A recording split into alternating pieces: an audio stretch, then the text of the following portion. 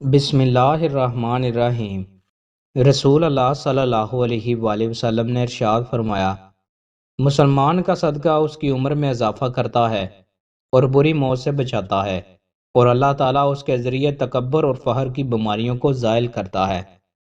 رسول اللہ صلی اللہ علیہ وآلہ وسلم نے ارشاد فرمایا، جس نے کسی تنگ دست کو مہلت دی تو اس کے لیے ہر روز صدقہ کرنے کا ثواب ہے۔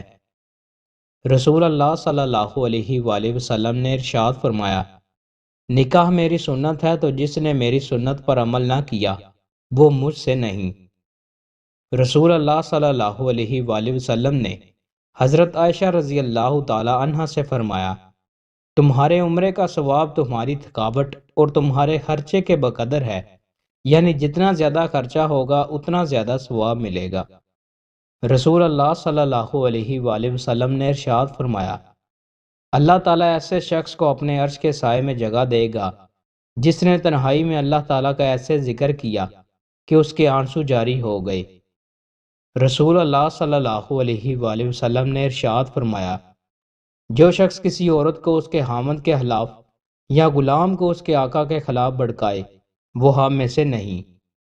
رسول اللہ صلی اللہ علیہ وآلہ وسلم نے ارشاد فرمایا، سب سے بڑا بہتان اور سخت جھوٹ یہ ہے کہ آدمی اپنے باپ کے سوا کسی اور کو اپنا باپ کہے، یا جو چیز اس نے خواب میں نہیں دیکھی اس کے دیکھنے کا دعویٰ کرے، یا رسول اللہ صلی اللہ علیہ وآلہ وسلم کی طرف ایسی حدیث منسوب کرے جو اپنے نافرمائی ہو۔